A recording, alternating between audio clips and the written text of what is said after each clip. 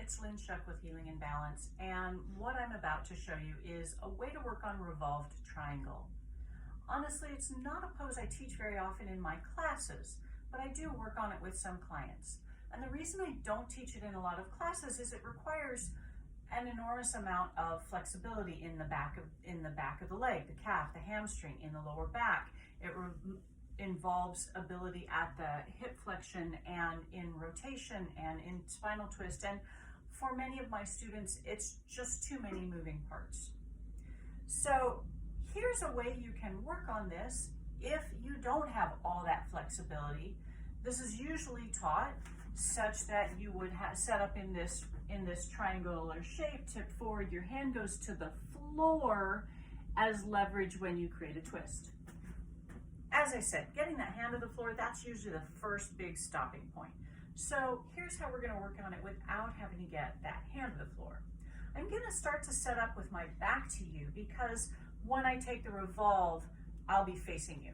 So if I set up for triangle, I step my feet wide, I turn one foot out 90 degrees, I turn the back heel out slightly.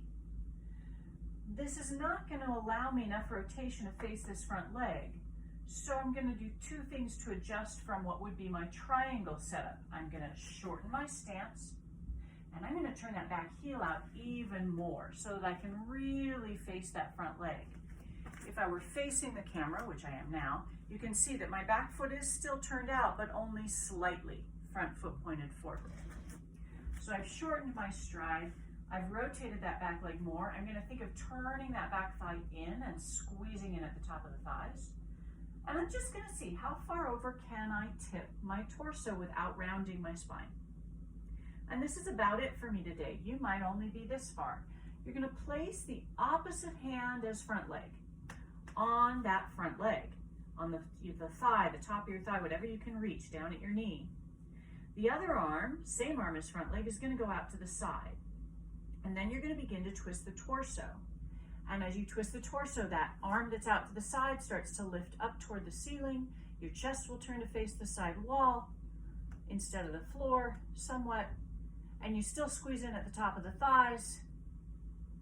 And you unrotate and we come up. Now, I was having a little trouble balancing there. You might as well. So you don't have to turn your head. We set up on the second side. I've maintained my shorter stance. I rotate that back leg by turning the heel out even more. I'm facing my front leg. I squeeze in and I tip forward. So for balance sake, I could leave my gaze on the floor. Still going to take my opposite hand to my front thigh. The other arm goes straight out from my shoulder to the side, and then it starts to rotate. And you can see I'm just, well, you might not be able to tell, I'm much more stable here keeping my gaze on the floor. I've still turned my chest to face more to the wall. I'm still squeezing in at the top of the thighs.